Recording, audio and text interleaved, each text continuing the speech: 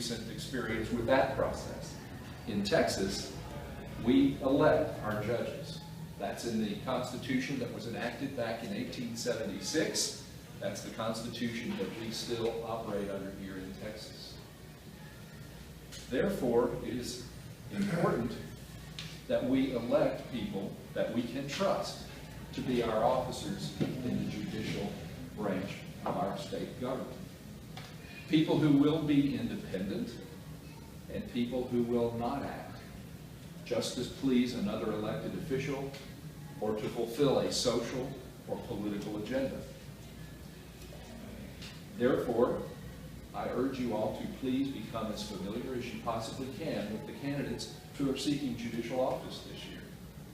Now, I'm blessed to have been appointed to a vacancy in my court by Governor Perry back in 2013, and I was honored to be elected to a full 4-year term in 2014, and I'm here asking you to vote for me in 2018.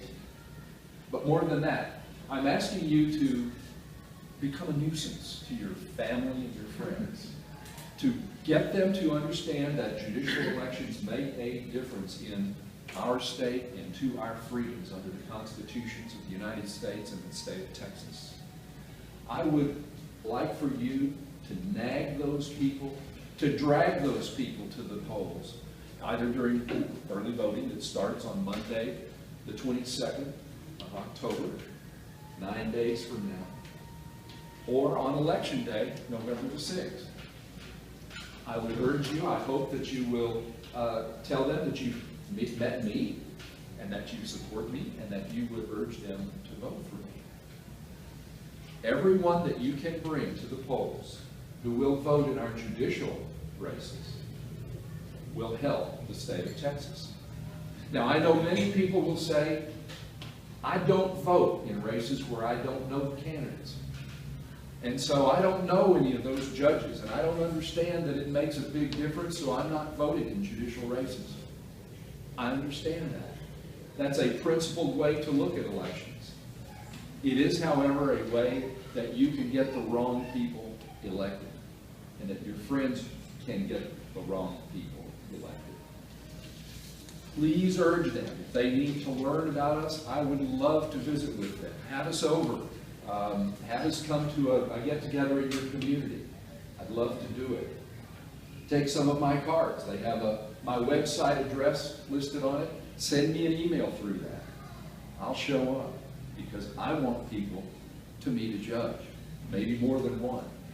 But it is important that you vote in the judicial races. Harris County is huge. We have 4.6, 4.7 million people in our county, and that makes us more populous than 26 states. More people in Harris County than in the entire state of Louisiana, for example. That means we have a lot of courts in Harris County. We have the longest election ballot in the United States of America this year. There are no fewer than 75 judicial races on our ballot this year. It's a long, long ballot. If any of you have applied for a mailing ballot and you've received it in the mail, you know that. When you go to vote, if you go to a polling place, that baby will be a long ballot too. Get fortified, you know. Eat your Wheaties that morning. Be sure you have the strength to go through that whole ballot because it's important. Let me tell you a couple of examples as to why it is. Those of us who have been running this year for an election have crossed paths with our opponents in these races. And we've heard the most amazing things out of some of them. We have heard them say things like, the reason why this group should endorse my opponent instead of me is because my opponent understands and can help people out who may not be like me, who may be of a different race, a different ethnicity, a different gender than me. That I can't be fair. Well, that's not exactly the way it's said, but that's what it amounts to. And we have heard candidates on the other side say things like, well, I'm here to do good. I'm here to make things right. And we've heard candidates say even more boldly than that, I'm not going to wait for the legislature. I'm just going to do it the way I think the law ought to be. Think about that for just a moment. Think about how that runs counter to our constitutional situation. How that takes the judicial branch away from its fundamental role to be independent and to be unbiased. The fact is that one of the political parties has not been able to elect their people to the state legislature to make laws, or to the state executive positions to enforce the laws that the legislature passes. So they've decided, well, we'll just go around the legislature. We'll elect judges because nobody votes in the judge races. If we can get our activists out to elect the judges we like, then we don't need those legislators. We'll just do it our way. That's a whole lot like a lot of countries around the world. Countries where the influence on the courts undermines the freedoms that we hold so dear.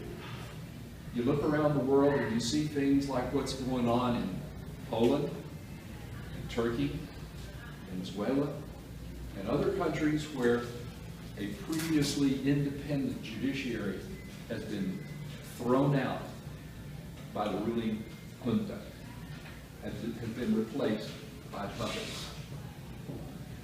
We cannot afford that in Texas, and we cannot afford that in the United States.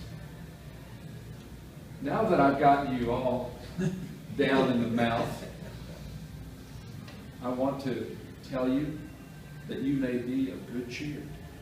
We have some very good sitting judges and candidates for judge. People who, first of all, are dedicated to knowing the law.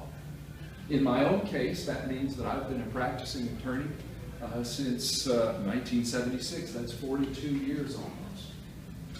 I've represented people on both sides of the docket, plaintiffs and defendants, and I have done the kind of work that I now preside in court about. I'm board certified by the Texas Board of Legal Specialization in civil trial law. I am the judge of a civil district court. I'm also board certified as a specialist in civil appellate law. The appeals courts are the ones who review my work, grade my papers, if you want to put it that way. Now, I didn't get those specialty certifications for any reason other than this. I believe in scholarship. I believe that independent, fair judges have first of all got to know the law before they can fairly and correctly apply the law in cases that come before it. You may be wondering, well, what in the heck is a civil court? Why do we have different kinds of courts? Well, the reason we have different kinds of courts in Harris County is because we're so large. And we have figured out, the state legislature has decided, that specialty courts do a better, more efficient job. Civil courts are the courts that handle matters that, one of my colleagues says, involve broken bones and broken promises. Car wrecks, injuries, industrial accidents, those are the broken bone parts. Broken promises, contracts, people who don't follow regulations, those kinds of things, those are the broken promises. We have specialty family district courts, and they deal with the broken hearts. We have specialty probate courts, and they deal with matters involving estates, probate, and guardianships of people who may be mentally incompetent. I'm a civil district court. I work hard for you every day. I love my job. My wife used to say a few weeks after I got appointed, she wasn't real sure that she recognized this fellow who came home from work every day with a big smile on his face. I can't wait to get to the courthouse every morning. I'm out of the house by 4:45, and I'm in the courthouse well before 7 because I love serving you.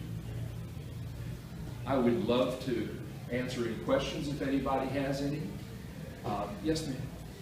I have heard a couple of places that your wife has some formula for getting on the photo, and I haven't really come across it.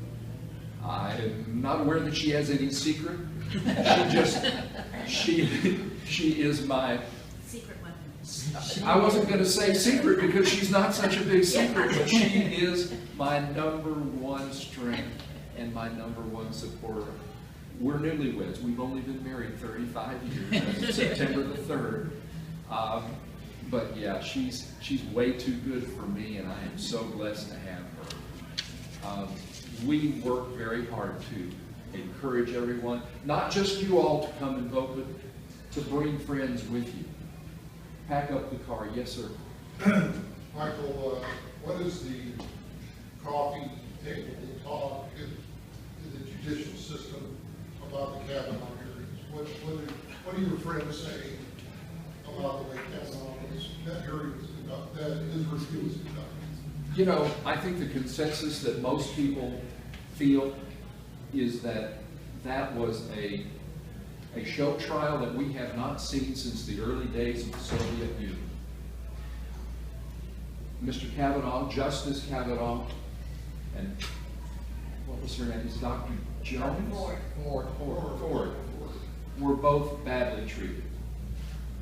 It was not a search for a capable jurist to serve us in the Supreme Court. It was a political witch hunt. That's what we hear. And you know what it has spawned, of course, is people saying we need to amend the Constitution. We need to do away with lifetime tenure for federal judges. Well, I urge you all to read Federalists number 78, where Alexander Hamilton talked about why we should have lifetime tenure for federal judges. He makes a compelling case that is every bit as compelling today as it was in 1786. I'm kind of a nut about the Constitution. One of the things I do in my spare time, in the springtime, I teach a night class about American courts over at Houston Baptist University. We start out the first class talking about things just like I've been telling you all about. And so it's part of my DNA by now. Yes, sir. Yes, Judge. I realize my question may be better directed to a criminal court judge, but I can't help but feel that a civil court judge is affected also. We have many cases where our police officers have done their job. They have apprehended the person. The district attorney has done their job. They have prosecuted the person. The judges have done their job. And the juries have done their job. And the person's sent off to jail for X number of years. Okay? And then we have a state parole board that releases people like Jose Rodriguez, who grew up out here in this area, and kills 3 people. So to me, we need judges' help. We need to know what to do. You know, the parole board. Is that a question? Yeah, the parole board lets these people out, and look at the consequences. And there are several consequences. There are consequences. The parole board, of course, is part of the executive branch of government. Yeah. And I'm sure that they are, you know, good people, well-intended people, and they try their very best to judge who can and who cannot be released from prison before the full sentence has been served. I don't think the problem is with our judges. I think that our judges work hard. Yes. Now, we have, unfortunately, a few judges around our county who may not be as strict, who may not be as diligent, or who may be a little more gullible than others. That's why it's important that we, at least on the front end, elect qualified, independent judges who know what they're doing, who will show up every day to do what they're supposed to do, and to do a good job. As for the parole board and their guidances, talk to your legislators. You know, You're right. It's really Your answer's critical. correct. But Yeah. it's like you have magnets that oppose or opposing each other. well, I understand, and it kind of takes me back to the question about the Kavanaugh hearings. The solution to that is not to change the Constitution. The solution to that is to elect senators who are moral, quality people, who understand their roles under the United States Constitution and take those roles seriously, and will put that before politics. My opinion. So, yes. The sanctuary cities, give me your judicial opinion. Isn't that a case, a developed case? Well, the Code of Judicial Conduct prohibits me from discussing specific issues that may come into court. I really can't address that, and that's why I can't get political in the sense that we depart from what I'm talking about in terms of the roles of judges in our system and the critical nature of the judiciary in our system. Okay, but as a student of the Constitution, Yes, sir. doesn't that meet the definition of nullification? Well, as a student of the Constitution, I think it's important that the laws as are passed by the legislature and signed into law by the executive should be followed as they are written, not in fulfillment of some separate political or societal philosophy or agenda. The law is the law, and it's to be enforced by the people who we choose to do that. Okay. I would be very honored to have your votes. I've brought some of my yard signs. I'd be equally honored if you would take one with you and plant it in your front yard. I find that sometimes when that happens, people, your friends, your neighbors might say, "Who is this guy?" And you can say, "He's an okay guy. You can vote for him." I brought cards that discuss a little bit about my background and a little bit about my judicial philosophy, and I'd appreciate if you'd take 1 or 10 of those so that you can share those with your friends and family. It is really critical. We don't know, but we think that this will be a very close election for those of us in the anonymous down ballot positions. We really, really need your help. Thank you very much. Thank you. That you may have. So many of you may know the Controller's Office has been around for a very long time. On the 36th Controller of Public Accounts, it goes all the way back to the days of Washington on Nebraska. Literally back then, the person that had a job was easier. In part, one, because the state had no money whatsoever, but a hard part because we were having a revolution. So very, very different time period. Put into place, state constitution has been an elected position, 4-year elected position ever since that time. What do we do? So the main core constitutional responsibilities, I've got 26 divisions within the state agency, a very large agency, 2,900 people. However, the 3 core constitutional duties end up being, number 1 is the Treasury. So all of your state budget, whether if you had a glass in front of you, just as an analogy, an example, 1/3 of that would be filled with federal money, our dollars that go to DC, come back here, and then the other 2/3 are state dollars. The biggest portion of the state dollars are obviously taxes. Now back to the Treasury. So your state budget, $108.5 billion a year for that entire cup of federal and state dollars goes to the Treasury. We make every single payment, and we make sure that all the dollars that are appropriated by the legislature to the various 100 agencies here in the state of Texas are allocated the way they should be. So we audit all the agencies after the payment to make sure those payments are made properly, and we make all of the payments. So roughly 12 million payments a year. Just to make a point, if I had to sit at my desk 20 hours a work week and sign checks, we issue about 12 million payments a year, but obviously I don't sign every check. But if I did sign every check during a 40-hour work week, I'd have to sign 96 checks every 60 seconds just to issue all the payments out of the Treasury. So a very large operation is my point. However, the Treasury runs more than 40 hours a week. It runs 7 days a week. For example, when we had the bad, obviously, Hurricane Harvey a year ago, we were issuing a lot of different checks that were coming through federal dollars. So we were working in conjunction with one of our state agencies to make sure every payment was going to do what it was supposed to. So we were issuing a lot of checks night, during the day, 7 days a week, the treasury runs. However, then let's skip over to, let's say, for example, tax collection. Yeah, I'll admit it, and I don't have a back door behind me. I'm your tax collector. So every single payment that is paid by the taxpayers in the state of Texas for a state tax, that is, the vast majority of the state tax collected is sales tax. So when you go purchase something from around here, you pay a sales tax, the 6 1/4, they issue it to the state, we collect it, and then we remit the 2 cents or whatever that is on a local basis back to the local jurisdiction. So that's the largest portion of the agency, is the tax collection side. And then thirdly, monitoring the economy. So one of the constitutional duties is the day before a legislative session, my office, myself, is supposed to estimate and tell the legislature. As you know, the Texas legislature goes into session in an odd given year, the second Tuesday of January in an odd given year. So the day before, constitutionally, I estimate and tell the legislature how much money they will have coming into the state treasury. It's hard to put a budget together if you don't have an idea.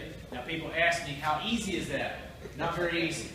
Why Texas today? Let's go back 4 years ago, back when I first ran for this office in November, almost a year ago in a month. We had oil prices that were $60-something a barrel. You go through several months, it started declining.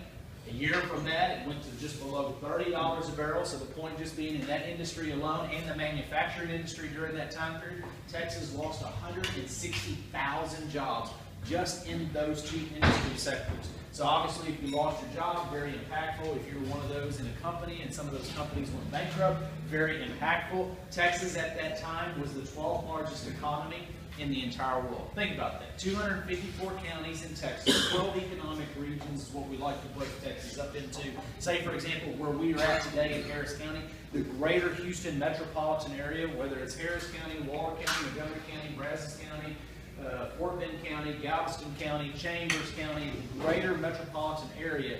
This area, if it was a state in and of itself, just to make a point from a personal take-home pay, there's roughly about people in this area, the employees take home over $350 million a year in take-home pay. And you go, well, what does that mean? That would be the 15th largest state in this nation for take-home pay.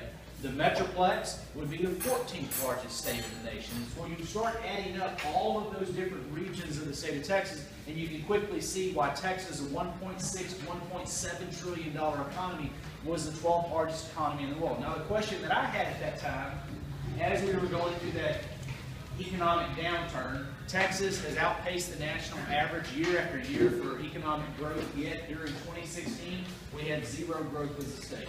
Now, some areas of the state grew, the Metroplex, Austin area, San Antonio, the Permian Basin did not, the Eagle Ford Shale did not, the Houston area was pretty much stagnant as an overall, so the state was a zero. We lost that 160,000 jobs, and the question was, were we still going to be the 12th largest economy in the world?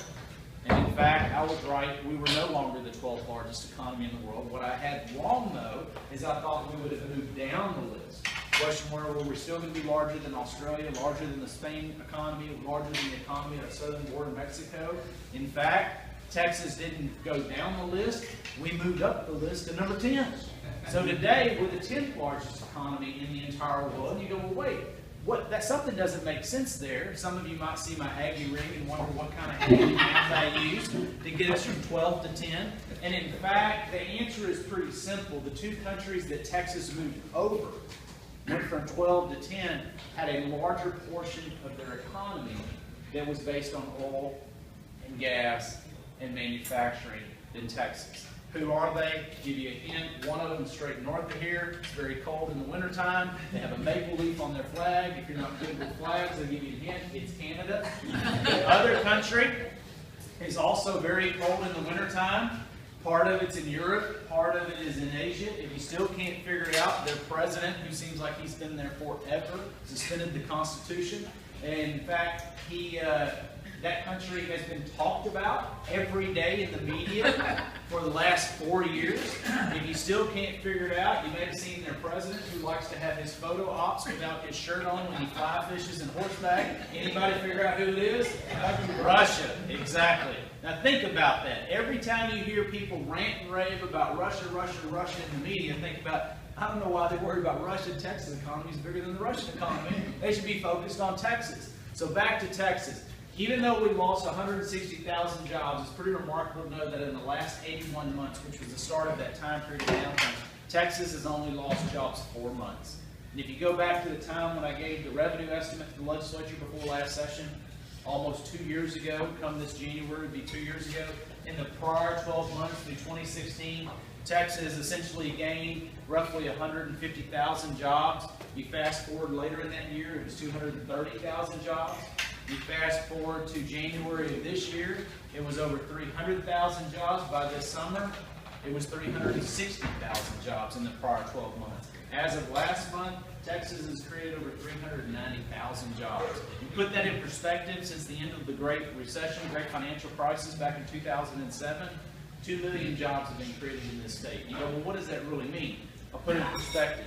If you add up all 50 states with the job creation in those 12 months, or those 10 years, in fact, the Texas job creation is about 25% of the job creation for the entire nation, which is pretty phenomenal. So every morning when you wake up, think about this. You wonder why you're stuck in traffic. I'm about to tell you, is because every morning when you wake up, think about this for a week, every day when you wake up for a week. Every morning when you wake up, there's 570 more people in Texas just based on natural growth, which means births minus deaths of every single day, natural growth, and then in addition to that, somewhere between 520 to 530 people move into this state every single day. You know where the #1 destination of all the nation for U-Haul fans are? Texas. If you look at a map, we put a few things on the website of the Controller's Office for a little while there that showed #1 destination was Texas. One-way destinations out of which state means they were not receiving as many to equal the number they were leaving were where? States like California, Illinois, the Northwest, so somewhere in Northeast, in those areas. So the Texas economy is doing really well. And so overall, the point being is of what we monitor, what I look at is the state economy is doing well. I'm projected to continue to do well in the future. I'm going to mention one other thing and then I'll stop and answer questions. Every year, we close our books in August. That's the state's fiscal year. So September starts a new fiscal year. Somewhere between 60 and 90 days after the fiscal year ends, I will take the amount, a certain portion amount of revenue that we have in oil and natural gas sales tax, natural severance taxes that is, of oil and natural gas, and then I will move that into our state savings account. So roughly the way it works, $530 million that comes into the treasury based on oil severance taxes stays in the general treasury. $590 million of natural gas severance taxes stays in the general treasury. 25% above those numbers stays in for public education. 37.5% above those numbers goes into our state savings account, and an equal amount goes over to our highway fund to build transportation roads.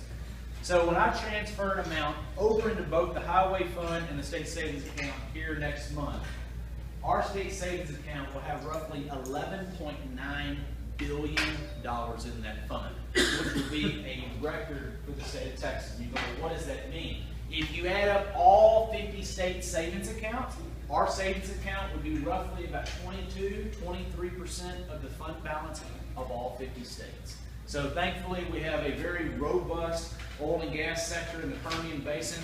Every day, roughly every week, we monitor on Friday what are the number of rigs operating in Texas. Have for a very long time. I get a new update. I got one yesterday.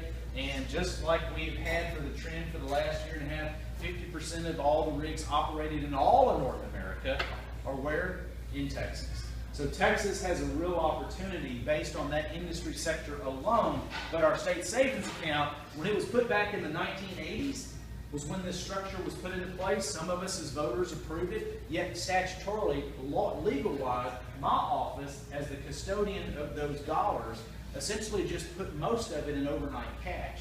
So in other words, you got 11 point some odd billion now It is sitting there in cash like a coffee can, stuffed in a coffee can, buried on the Capitol lawn. Now, don't go to the Capitol with your shovel because it's really not there. But that's an example that it is literally just sitting underground doing nothing, and no one would do that. My office, we have several different endowments that we're entrusted with. The tobacco settlement dollars, remember several years ago? We have those, we invest those. They're more defensive than offensive. We're not trying to lose the money. We're just trying to make sure that it covers inflation plus a slightly higher amount. And so doing that, we distribute them out every single year to the hospital districts and systems around the state of Texas. In other words, to help pay for uncompensated care. Now, if we did a like thing with the Economic Stabilization Fund, then as a state, as your state CFO, which is my job and title per se, is it is prudent to take those dollars.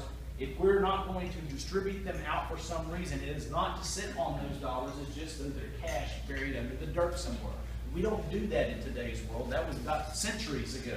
So I proposed to the legislature that we change the structure of that fund. And in order to do that, to be able to make a higher rate of return, which then we could pay off some of the long-term liabilities of this state, i.e. pension costs and others, which are going to cause a problem for this state at some point in time. Are they a crisis today? No. But they are a crisis in many other states. They're a crisis in many other cities. As you recall, we've been through that with Houston, and Houston is in a better shape. Yet we've got to do more for Houston not to be financially in an awful position come several years from now. And what I'm trying to do is head off for the next generation to have to pay the bills for this generation, which is my generation and yours. I've got a 13-year-old daughter, a 10-year-old daughter, and a 10-year-old son. They're proud 7th generation Texans. And I want to make sure that that 7th generation has the same economic opportunity as G's generations have. And so reforming the way we handle that economic stabilization fund can create a significant amount of income that we can deal with those very real issues that face this state. So with that, I will stop. Questions, comments, complaints? Yes, sir. I remember when you came here 4 years ago, campaigning for the position that you got. I don't remember the exact details you talked about, but I do think that you talked about how having a fiscal conservative as part of the comptroller department would help the state of Texas. Could you elaborate on that, and what have you done? Yeah, very good. I mean, number one, when I came into this office, my main focus is customer service. So who are the customers? They're the taxpayers. I mean, that's who the customers are. I collect the money, I pay the bills, I have a fiduciary responsibility to the taxpayers. So one, making sure that we have a motto within the agency that first and foremost you're always thinking about customer service. So that's one aspect. Two aspect is looking at, as I said, I've talked a lot about the 3 core constitutional duties. So what is my main purpose and what is my mission? I have a lot of responsibilities the legislature's given me beyond those. However, with that being said, that's supposed to be my main focus, and my main task is on those issues and not trying to broaden out into other areas. So focusing on what we do every single day. Also making sure that the legislature and policymakers and the public, which is us who pay the bills, knows exactly what those bills are. You know, too often time we talk about the most immediate thing that is today, but we don't talk about what that thing is into the future. We like to sweep it under the rug per se, kick the can down the road. And so if you were looking at it from a strong fiscal position as a conservative, you're looking at all those, and the truth is the truth. The numbers are the numbers. And so by focusing on those issues, it's key and important, because otherwise people like to sweep things under the rug and say, we'll pass it on to the next generation. No, somebody has to pay those bills. Somebody's going to pay those bills in the future, and it doesn't matter who's driving the train, whether it's Republicans, it's Democrats, a combination, or above. The person in this job needs to make sure they're telling exactly what the full story is. And I think that's where those conservative values come into place.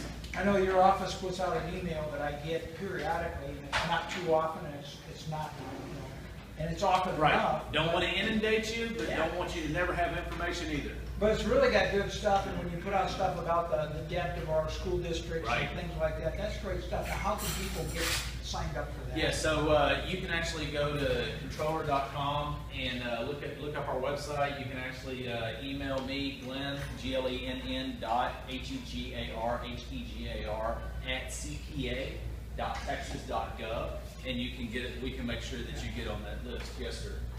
I know it's, as you said, CFO, your job is paying bills. Right. But if you were made king for the day, what taxes would you recommend to be reduced? I'll give you an example. I got asked by one of my former colleagues, I'm going to borrow this piece of paper here, not long after I got into office, first few days that I was testifying in the legislature, and they said, can you tell me what is the tax that people like to pay? I can easily give you an answer to that question. And he looked, and several of the other senators looked at me like, really? What kind of tax is that? And I had my notes. I don't really talk with notes. I look over them, but I just have them. And so I took my notes and I said, well, here, let me show you. I have them on this piece of paper right here.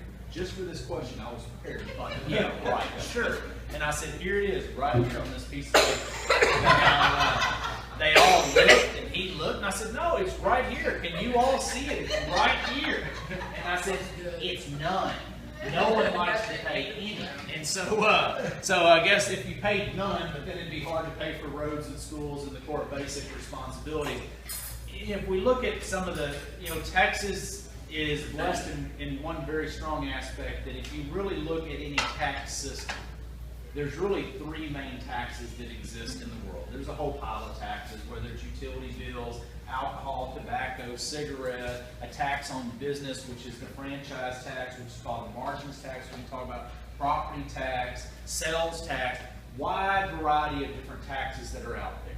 But the three main ones that bring in the bulk of any revenue into any governmental system are really three. The rest of them, they bring in some, and they may pick winners and losers depending on who's paying those.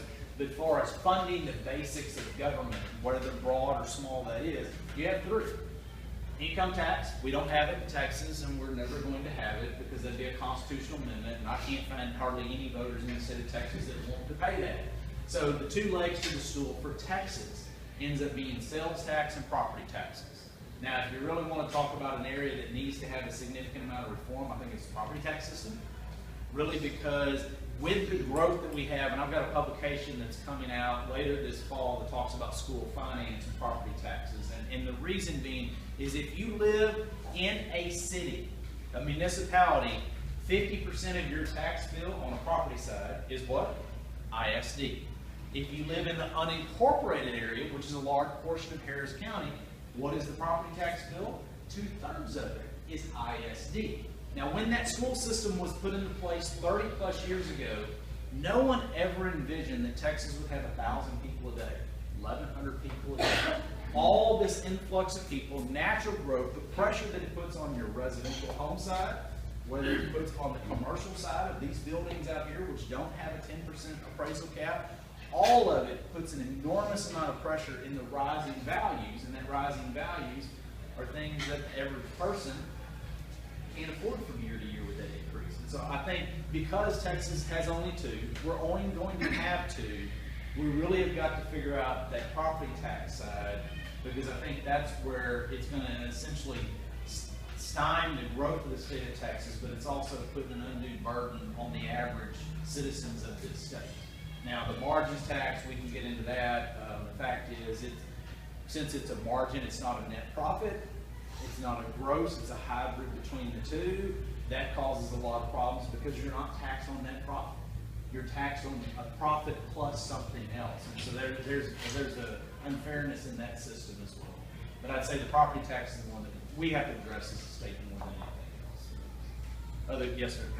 Yes, currently there's hundreds of millions of dollars coming into Harris County through the SWIFT program.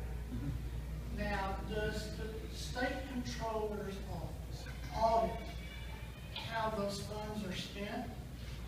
Or do they just accept the audit that's presented? No, so those of you that may not know, there was a certain amount of dollars that was taken out of the state's economic stabilization fund, state savings account, $2 billion to be exact, and put over in custody to have